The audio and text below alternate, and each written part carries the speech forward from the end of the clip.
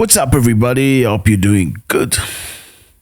Thank you very much for stopping by. I hope you can see me. Yeah, it's late night. I know. Yeah, but because I'm a man of my word, I'm here for you. I know some of you watch me numerous times a day, so I cannot let you down. Okay, thank you very much for stopping by. It's always a great pleasure to have you with me and to discuss with you. I've been reading your comments. It's mind-boggling. Some of you guys are very intelligent. So we have to up the level. Thank you very much for making this community big and bigger.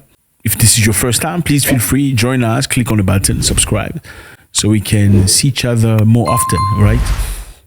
I would love to see you again. Okay, and before we start, let's all do this so we can push our video further. So today we have a situation where the European Union is said to be sanctioning Niger. You remember Niger? Yes. The European Union want to impose a sanction to Niger to mark a significant development in the 3 months of the power seized by the new government.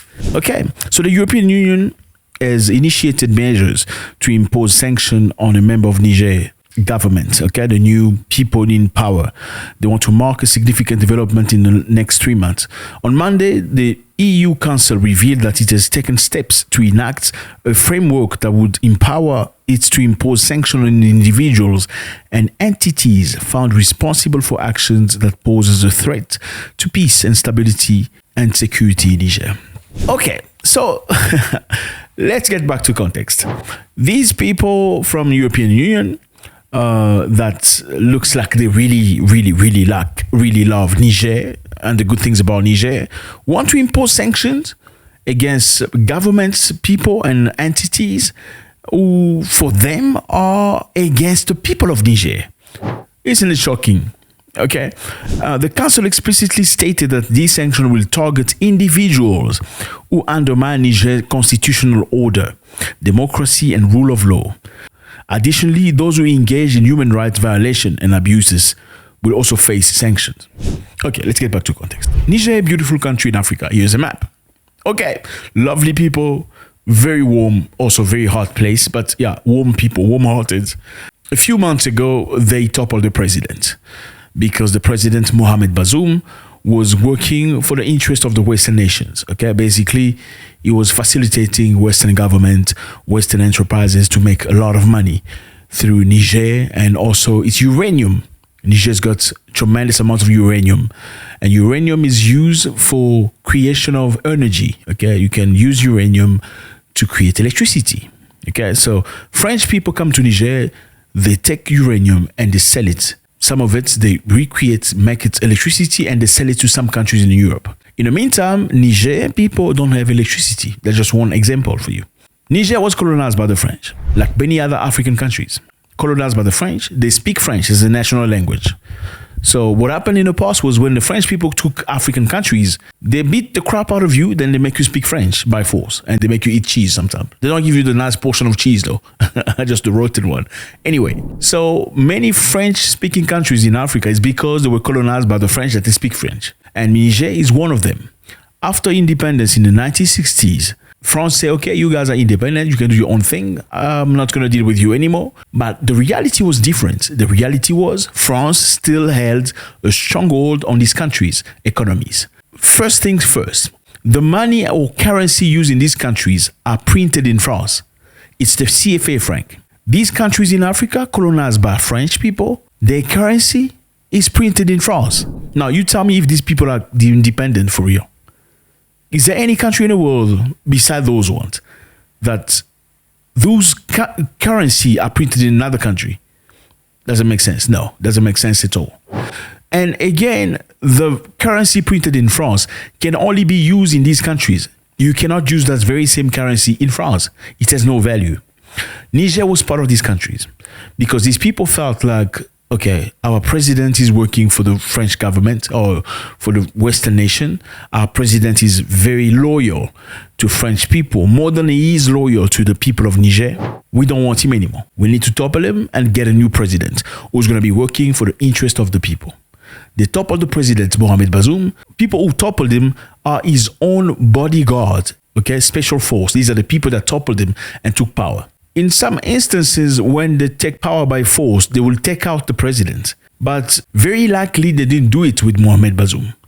They kept him safe in the basement of his house. They asked him to sign a document that says, I am no longer president of my country. He refused to do so. These people even kept him with a cell phone so he can be free, so people would not say that they mistreated him. Using his cell phone, he called other presidents from different countries, including the French president, to communicate. And they encouraged him not to give up the power, not to leave power officially, not to sign the paper saying, I'm no longer president. And that is the main reason why, up until now, he's still held in captivity. Now, last month, Niger went to the United Nations in New York, like many other African nations, to go and express themselves, to give their program, say this is what we're planning to do, this is how we want to function. They were stopped from speaking at the podium. They said they were illegitimate government, they cannot speak in the podium. A few months before that, the new government in place in Niger called the French ambassador to come and have a discussion. Say, listen, you are the representative of the French. You are in our country. Please come into our office so we can have a discussion, friendly discussion. He ignored them. Okay, in their house, he ignored them. You imagine that? You live in my house. I'm asking you to come and discuss. You ignore me. Then they say, you know what? Because you're a big boy, we're giving you 48 hours to leave the country. You're not going to be part of this country anymore. France responded saying, you have no legitimacy to ask him to leave the country. Yeah. Exactly. That's it. That's right. France said you have no legitimacy to ask our ambassador to leave your country, even though it's your country. Donc je pense que notre politique est la bonne. I believe our policy is the correct one. It's based on the courage of President Bazoum, on the efforts of our diplomats and our ambassador in Niger, who will stay despite pressure from coup leaders. We do not recognize them. We support the president, who's not resigned. I personally feel like Emmanuel Macron made a big mistake there. He could have discussed with these people nicely. You know, when you live at some other people's house, you have to be respectful, even though you are stronger than them. Emmanuel Macron, backed by 1,500 troops living in Niger, these French soldiers came to Niger supposedly to fight against terrorists, were ready. They were camped there for many years. Then the Nigerian government said the ambassador must leave the country, as well as the soldiers stationed in Niger must also leave the country. Emmanuel Macron refused. He said, we support Mohamed Bazoum. Even though he's part of the minority ethnic, we're going to support him because he's a righteous man. Not understanding he was provoking the people of Niger. At the meantime, some countries in Africa, the ECOWAS countries, these are 15 countries of West Africa, came together trying to topple the new government, saying we want the old president, Mohamed Bazoum, back in power. Because they were backed by France in cooperation. They said we're going back to Niger to create mayhem and reinstate the president that was toppled. At the same time, a country named Mali and another country named Burkina Faso came together saying, if you dare attack Niger, you're going to be declaring war against us. So it's going to be big mayhem, big trouble. Their second thoughts, their decision. They did not go into Niger anymore. They started giving up. They went to the European Union because they felt like by going by themselves, attacking Niger, it's going to be a big trouble since Mali and Burkina Faso are now involved. They went to the European Union asking for help so they can have enough ammunition, enough power, enough support to go and attack. The European Union could not do it because it just doesn't sound right. Now, this person, Joseph Borrell, comes forward and say, you know what? We're going to sanction Niger because they don't respect the constitution. They don't respect democracy. It looks like they choose what democracy is. Yeah, that's what happens with, Western countries. If your country doesn't do things the way they want you to do, then they say you're not democratic. If they do whatever they want to do, they can do crazy things, provided that they do things they want you to do, then they're democratic. Now, Joseph Borrell, for some of you who don't know, is a person that made an inflammatory comment a while back. Joseph Borrell is the man that said Europe is a garden, the rest of the world is a jungle. Yeah, Joseph Borrell is a representative of the United Nations. He's the person that's pushing this idea of sanctioning Niger. But he's the same person that said Europe is a garden, beautiful garden, that needs to be protected, while the rest of the countries, you know which country he's talking about. He's a jungle. So you must raise walls very high enough to protect the garden from the jungle. Yes, Europe is a garden.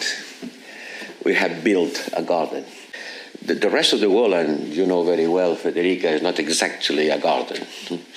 The rest of the world, most of the rest of the world, is a jungle. and the jungle could invade the garden, and the gardeners should take care of it. Now my question is, why is a guy from the garden worried so much about democratic and constitutional stuff happening in the jungle? That is none of your business. How about you just focus on the garden? Because that's what you're supposed to be doing, because you're in a garden anyway. Why is it so interesting to look for democracy in the jungle since you're from the garden? It makes absolute no sense. And this is the same people, the same person, Joseph Borrell. He made a comment saying, Malians don't understand the war. They're praising Vladimir Putin. They don't even know who Putin is.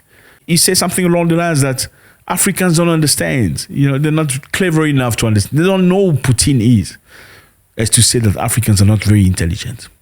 But he's worried about the jungle and democratically elected people in the jungle. But Russia is able to deflect blame, twist reality, and to find an audience in some part of the world.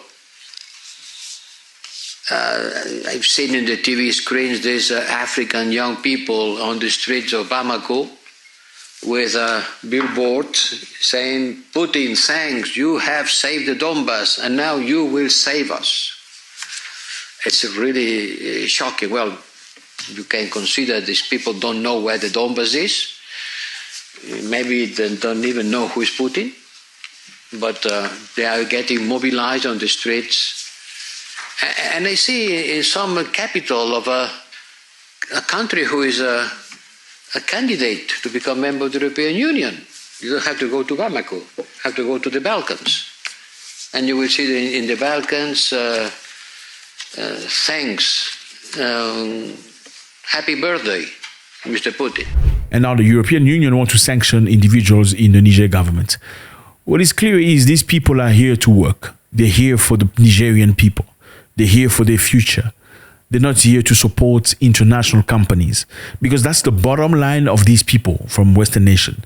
If you are supporting their investment, you're democratic. If you are going to open your door to their way of thinking, you're democratic. If you're going to allow, be with people like this, you're democratic. You know what I'm saying? If you're going to do things they want you to do, you're democratic. If you don't, then you're not respecting the rule of law. Then you're not democratic. Then you are a dictatorship. Then you need democracy. Then they're going to send weapons. Then, you know what I'm saying? We send you support. I know Malians support you. Burkina Faso people support you. We support you too. Thank you very much, fellas. Always a great pleasure. Unfortunately, we live in a continent where whenever somebody tries very hard to free themselves, other people try to pull him back in. In prison, in jail, in slavery. Whenever somebody stands strong, people hate it. They want to see you weak, crying, begging. It's very sad. And this is not limited to Africa. Most of our people live the same issue. I don't know what demon this is. What kind of prayers we need to do to chase it away. God bless.